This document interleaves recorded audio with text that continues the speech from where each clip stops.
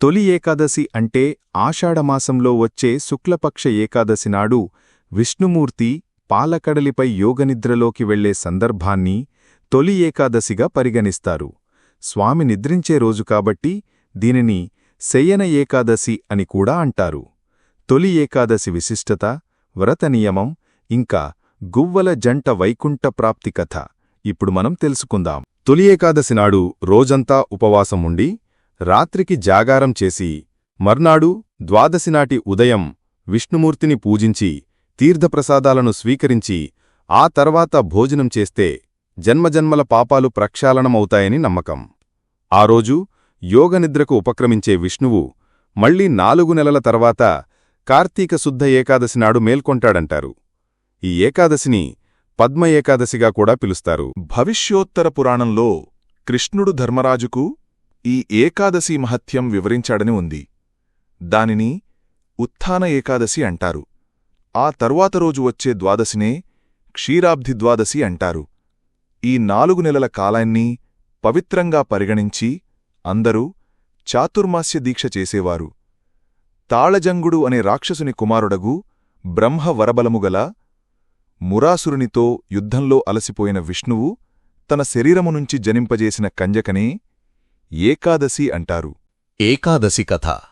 సూర్యవంశంలో ప్రఖ్యాతరాజు మాంధాత. అతడు ధర్మము తప్పడు, సత్యసంధుడు. అతని రాజ్యంలో ఒకసారి తీవ్ర కరువు వచ్చింది.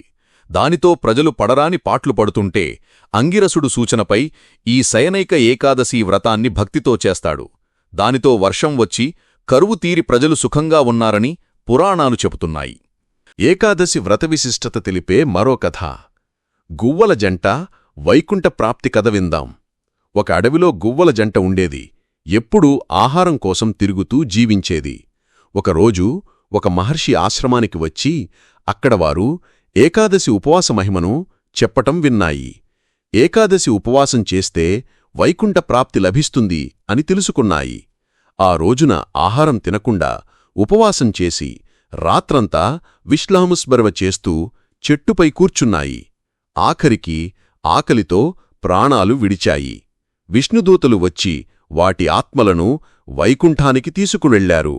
ఆ గువ్వలు అడిగాయి, మేము పక్షులం, ఈ భాగ్యం ఎలా మాకు దక్కింది అని విష్ణుదూతలను అడగగా విష్ణుదూతలు ఇలా చెప్పారు: ఏకాదశి ఉపవాసం చేసి విష్ణుని స్మరించినందుకు ఈ మోక్షం లభించింది.